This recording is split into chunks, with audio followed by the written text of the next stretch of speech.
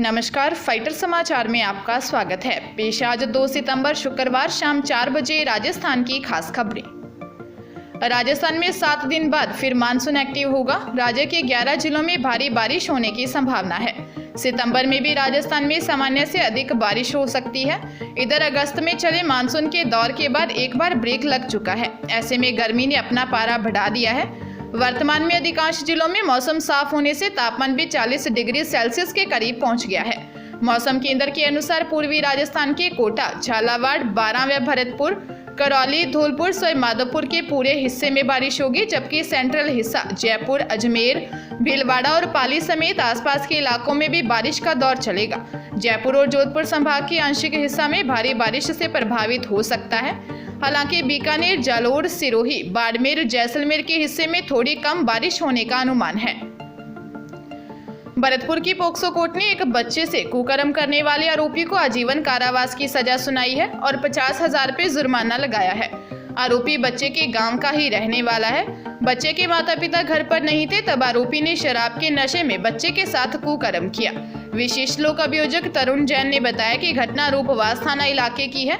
1 नवंबर 2019 को 2 बच्चों के माता पिता घर से बाहर गए हुए थे। घर पर 2 भाई थे, जिसमें से एक की उम्र 6 साल और दूसरे की उम्र 7 साल है। तभी शराब के नशे में योगेश घर में घुसा।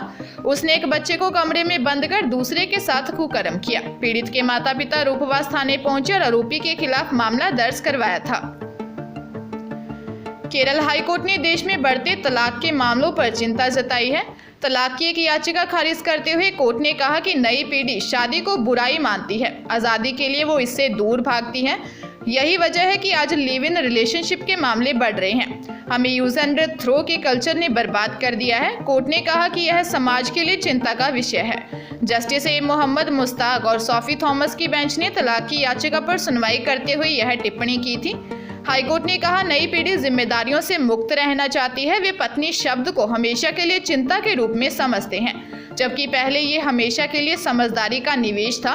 इसीलिए शादी करने के बजाय लिव इन रिलेशनशिप में रहना ज़्यादा पसंद करते हैं। इसमें उन्हें कोई जिम्मेदारी नहीं उठानी पड़ती और जब चाहे वे इस रिश्ते से मुक्त हो सकते हैं। मामूली कहा सुनी मनमुटाव के चलते रिश्ते तोड़े नहीं जाते हैं। शादी टूटने से सिर्फ 2 लोगों की नहीं बल्कि कई जिंदगियां बर्बाद होती हैं। बीजेपी प्रदेशाध्यक्ष सतीश पूनिया ने कहा, राजस्थान की परंपरा, संस्कृति, आचार विचार, भाईचारा पर जादूगर की नजर लग गई। वहीं जादूगर जो गुजरात में जाकर राजस्थान मॉडल की बात करते हैं। 2018 चुनाव के जन घोषणा पत्र में जिसने एक भरोसा दिलाया और वादा किया कि जन सुरक्षा देंगे, महिलाओं की सुरक्षा का ख्याल रखेंगे, पुलिस को आधुनिक बनाएंगे, संसाधनों से लैस करेंगे। जन घोषणा पत्र की कितनी बातें थोती हैं, कितनी कागजों पर उतरी, मैं उस पर नहीं जाऊंगा। लेकिन गुजरात में राजस्थान का जो मॉडल कहा जाता है वो है दुष्कर्म में नंबर 1, भ्रष्टाचार, महंगाई, डीजल पेट्रोल मूल्य वृद्धि, बेरोजगारी, साइबर क्राइम और बिजली की महंगाई में नंबर 1। पूनिया ने कहा कि मैंने अशोक गहलोत का दौरा भी देखा, जिसमें उन्होंने अपने गृह क्षेत्र जोधपुर में 10 किलोमीटर की यात्रा भी हेलीकॉप्टर से की। जानकारी में आया उस सड़क पर 10 किलोमीटर में इतने खड्डे थे कि मुख्यमंत्री के नट बोल्ट हिल जाते, गाड़ी के तो हिलते ही। इसीलिए उन्होंने हेलीकॉप्टर से यात्रा की। पंजाबी सिंगर सिद्धू मूसेवाला के कत्ल केस में गैंगस्टर लॉरेंस के भाई अनमोल को भी केन्या में हिरासत में लिया जा चुका है। केंद्रीय विदेश मंत्रालय के प्रवक्ता अरिंदम बागची ने इसकी पुष्टि की। अनमोल भी मूसेवाला हत्याकांड में वांटेड है। इससे पहले लॉरेंस के भांजे सचिन थापन को भी हिरासत में लिया जा चुका है। विदेश मंत्रालय के प्रवक्ता अरिंदम बागची ने कहा कि मूसेवाला हत्याकांड में अजरबैजान और केन्या में एक संदिग्ध आदमी हिरासत में लिए गए हैं।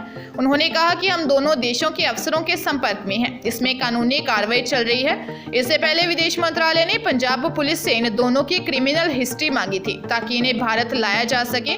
लॉरेंस का भाई अनमोल और भांजा सचिन थापन मूसेवाला के कत्ल से पहले विदेश भाग गए थे। मूसेवाला हत्याकांड की जांच में जुटी पुलिस के मुताबिक अनमोल और सचिन थापन कनाडा बैठे गैंगस्टर गोल्डी बराड़ के टच में थे। राजस्थान में सरकारी और निजी क्षेत्र के 3 super critical thermal power plants की 4 बिजली प्रोडक्शन यूनिट्स ठप हो गई हैं। टेक्निकल कारण यूनिट्स बंद होने का कारण बताया जा रहा है, लेकिन इससे सीधे तौर पर 2520 मेगावाट का बिजली प्रोडक्शन घट गया है। Chhabra super critical thermal power plant और Suratgarh super critical thermal power plant की 660 मेगावाट की एक ही यूनिट्स टेक्निकल कारणों से ठप हो गई है, जबकि निजी क्षेत्र में एक थर्मल पावर प्लांट की 600 मेगावाट की 2 यूनिट भी ठप हो गई है। दूसरी ओर राजस्थान में मानसून कमजोर पड़ने और गर्मी बढ़ने से अचानक बिजली की डिमांड बढ़ गई है। राजस्थान में 31 अगस्त को बिजली की अधिकतम डिमांड 13,808 मेगावाट रिकॉर्ड की गई। भीलवाड़ा जिले में सब्जी की बात पर झगड़ा होने पर पति ने पत्नी को मौत के घाट उतार दिया। आरोपी ने साड़ी से महिला का गला घोंटकर खुद को कमरे में बंद कर लिया। पुलिस ने आरोपी पति को गिरफ्तार कर लिया है। मामला भीलवाड़ा के हमीरगढ़ का है।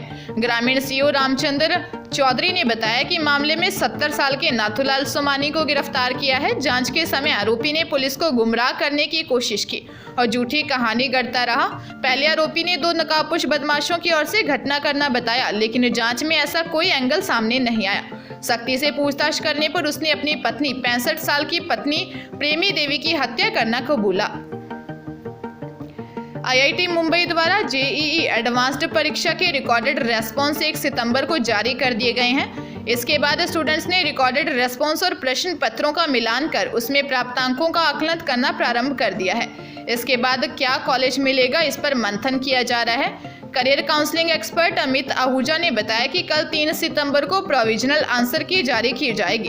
तब विद्यार्थी आंसर की से मिलान करने के बाद 4 सितंबर तक फीडबैक दे सकेंगे।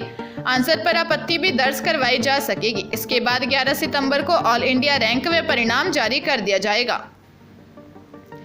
सीकर जिले में 12वीं में पढ़ने वाले 16 साल के स्टूडेंट और टीचर ने एक दूसरे पर मारपीट का आरोप लगाया है। बकायदा इसकी क्रॉस एफआईआर भी करवाई गई है। स्टूडेंट का आरोप है कि ग्राउंड में बिना कारण टीचर ने पीटा, फिर प्रिंसिपल और डायरेक्टर ने लोहे के पाइप से मारा। पीठ पर इसके निशान भी मौजूद हैं। उधर टीचर का आरोप है कि स्टूडेंट ने उसे थप्पड़ मारा है। पुलिस मामले की जांच कर रही है। मामला सीकर के श्री माधोपुर का है।